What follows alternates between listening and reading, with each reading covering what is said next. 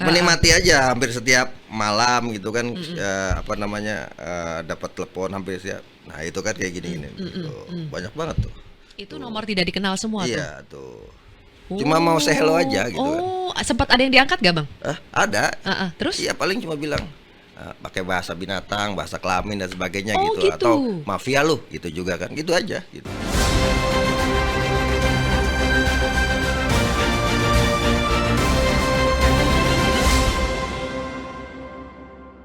Mengawali tahun 2025 langsung ada berita menghebohkan di negeri ini karena PSSI Federasi Sepak Bola Indonesia memecat coach yang jadi kesayangan banyak orang. Pelatih asal Korea Selatan, Coach Shin Tae-yong.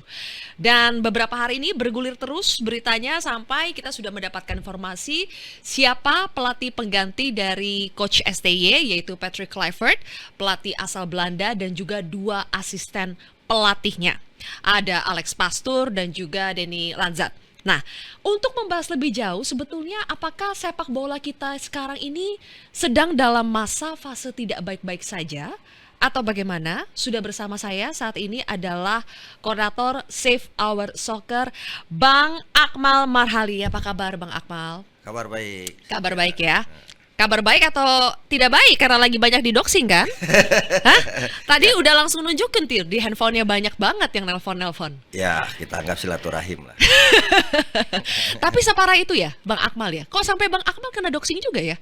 Ya resiko mungkin, tapi Ah, saya melihat ini apa namanya, situasi yang tidak baik ya aha. buat sepak bola Indonesia menurut saya. Kenapa? Karena sepak bola itu kehilangan sportivitasnya, kehilangan sifat fair play-nya yang menjadi ruh sepak bola ketika dunia maya lebih banyak berperan dibanding dunia nyata gitu kan, sehingga kemudian orang yang berbeda pendapat didoxing dan sebagainya, dibully dan sebagainya. Dan saya pikir ini budaya yang harus segera ditinggalkan oleh bangsa Indonesia, karena kita dikenal sebagai orang timur yang punya adab, punya akhlak. Kalaupun berbeda pendapat, silakan berbeda pendapat dengan cara yang baik, argumentatif gitu kan. Kalau dalam Islam kan wajadilhum billati hiya ahsan gitu kan, argumentasilah kamu dengan bahasa yang baik. Tapi kalau kemudian perundungan, pembulian, saya pikir itu hal-hal yang harus kita hindari, karena ini Kasih akan satu contoh deh Bang, merusak kita. separah apa sih doxing yang sampai menimpa Bang Akmal? Ya saya kalau kalau doxing sih ada WhatsApp, Heeh, ada telepon gitu heeh. kan. Nah, tapi Mana tuh tadi yang ditunjukin ke DM tuh? ya Heeh. menikmati aja hampir setiap malam gitu kan, apa namanya, dapat telepon hampir setiap. Nah itu kan kayak gini-gini gitu, banyak banget tuh. Itu Tuh. nomor tidak dikenal semua tuh? Iya tuh. Cuma mau say hello aja gitu kan. Oh, sempat ada yang diangkat gak Bang? Ada. Heeh, terus? Iya paling cuma bilang, pakai bahasa binatang, bahasa kelamin dan sebagainya Oh gitu, atau gitu. mafia lu gitu juga kan, gitu aja gitu. Yang di Udah DM ancam-ancam juga banyak? banyak gitu kan, Hah? termasuk ya keluarga juga gitu. Tapi ya ini resiko lah, resiko zamanul iltibas, post truth, ya kan, dimana orang harus siap dengan resiko ketika dunia maya menguasai dunia nyata. Maka kita harus siap menerima resiko apapun yang kita lakukan. Tapi menurut saya ini harus ada pembenahan. Revolusi mentalnya harus ada ini, gitu kan, bangsa kita. Jangan sampai kita ini menjadi bangsa yang barbar lah. Gitu kan. Dan Nah, kenapa saya katakan itu? Loh sekarang Patrick Kluivert mhm, belum datang ke Indonesia aja udah dibully. mmm, Ya kan? mmm, Saya lihat Instagramnya sudah ada 50 ribuan komentar-komentar yang caci maki dan sebagainya gitu kan. Sebelumnya misalnya bagaimana wasit yang waktu memimpin pertandingan Indonesia misalnya di Piala Asia yang mengambil keputusan dan berbeda pandangan dengan kita dibully juga. Pemain Vietnam dibully juga gitu kan. Bahkan pemain-pemain Indonesia yang mengungkapkan fakta tentang sepak bola Indonesia dibully juga gitu. Nah, ini kan membuat kebebasan untuk kita menyampaikan pendapat secara argumentatif menjadi terbatas. Tapi ya itulah apa fakta yang ada di sepak bola kita. Jadi kita berharap ke depan sepak bola kembali ke hitahnya gitu. mmm. Bang Akmal, sebetulnya pembulian, kemudian banyak yang bilang itu adalah doxing, hate speech. Menurut Bang Akmal itu terorganisir gak sih? Atau memang ya itu curahan hati netizen yang kesal saja, tidak terima? Atau memang ada agensi misalnya yang Ya, mengorganisir ini? kalau menurut saya ada gitu kan. Karena saya kan sudah apa namanya mencoba mengidentifikasi. Ya kan ada kelompok-kelompok tertentu, anonim tertentu yang kemudian menggerakkan ini semua, yang kemudian misalnya masyarakat umum yang FOMO misalnya, akhirnya melihat itu sebagai sebuah kebenaran dan fakta. Sebagai contoh, Silvia, saya nih ketawa ketika kemudian ada berita Akmal ini terima 1,2 miliar dari mafia sepak bola karena dapat keuntungan ketika kita gagal dari lolos ke semifinal Piala AFF. Gitu. Saya sama Tommy Welly 1,2 miliar bagi dua. Dan itu diamplifikasi, dipublikasi luar biasa. Jadi sekarang masuk ke DM saya di Instagram, di di sejumlah medsos saya adalah mafia. Dan itu bukan cuma ke saya, ke istri juga ada gitu kan, ancaman pembunuhan dan sebagainya. Tapi ya gimana kita mau merespon juga gimana? Isinya kan pengikutnya 28 gitu kan ini. Ya ini kan saya nggak tahu apakah ketika buzzer dalam tanda kutip ya, menurut saya politik sudah masuk ke sepak bola, sepak bola kehilangan sportivitasnya gitu. Kalau Bung Toel itu kan dari narasinya itu konsisten, makanya dianggap sebagai pembenci Sintayong. Tapi kalau Bang Akmal ini kan, Bang Akmal sendiri menyatakan Anda sebetulnya penggemar berat Sintayong. Iya. Jadi kenapa Bang Akmal juga jadi sasaran ya? Jadi kan orang semua menerjemahkan sesuatu dengan persepsi, gitu kan. Ketika dia mempersepsikan orang mengkritik berarti orang itu benci. Padahal orang yang mengkritik itu justru harusnya dilihat sebagai orang yang paling sayang. Sebagai contoh ya, kita di rumah di keluarga gitu kan. Bapak kita, orang tua kita, ibu kita marah sama kita, itu kan bentuk cinta dia. Yang paling tidak enak tuh kalau kita udah didiemin.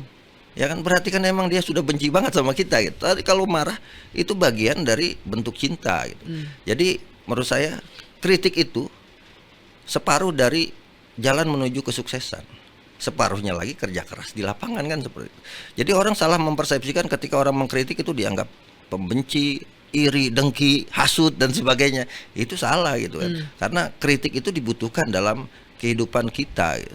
Dan Bang Akmal merasakan sepertinya, tadi Bang Akmal kan bilang ya sebelum wawancara, sejak jadi wartawan bola dari tahun 98, sepertinya baru kali ini pelatih tidak boleh dikritik oleh fansnya. Betul, dan ini sangat luar biasa ya. Saya pikir mendewakan seseorang itu sangat bahaya gitu.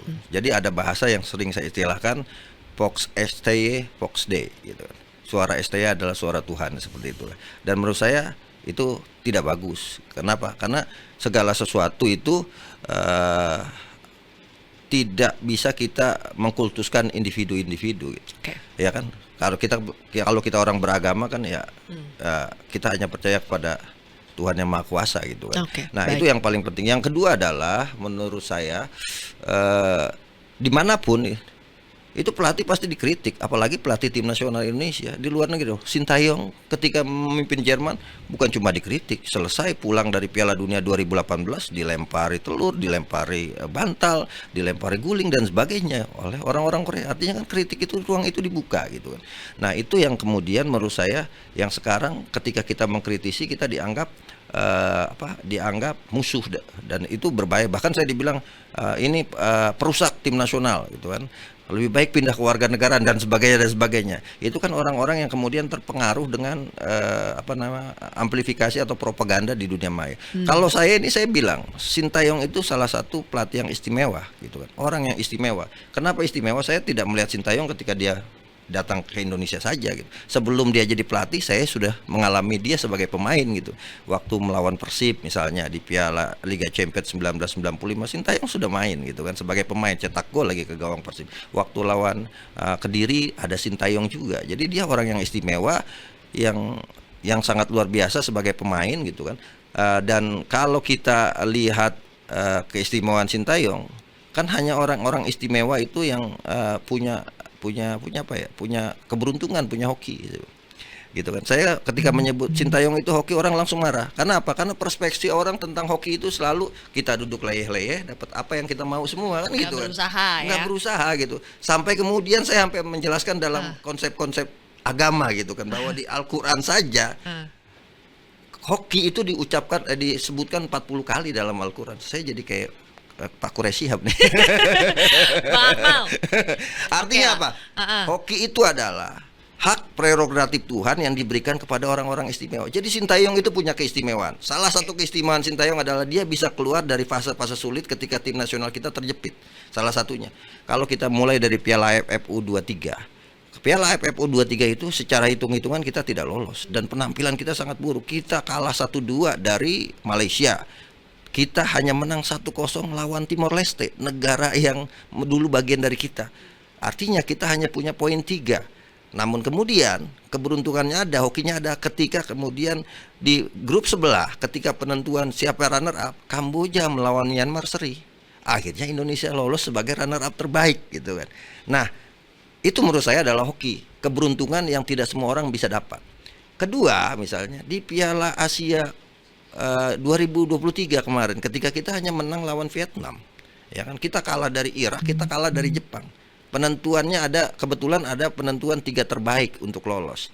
Nah, penentuannya adalah di laga Oman melawan Kirgistan. Salah satunya menang, maka kita tidak lolos. Ternyata mereka berdua seri. Dan itulah menurut saya adalah hoki, keberuntungan gitu kan. Dan itu bukan cuma saya yang mengucapkan. Kalau kemudian cek misalnya dicek Sintayong yang mengungkapkan itu bahwa kita lolos 16 besar atas bantuan Tuhan. Artinya gitu kan, orang kalau mau kemudian cek ada pertolongan-pertolongan Tuhan yang kita dapat berikan, tapi bukan kemudian kita duduk leyeh-leyeh nunggu durian jatuh dan sebagainya. Iya. Kita baru mendapatkan itu. Jadi sebenarnya kita itu banyak salahnya karena salah persepsi aja. Kita menerjemahkan sesuatu itu dengan persepsi kita sebelum kita tabayun kepada orangnya gitu kan.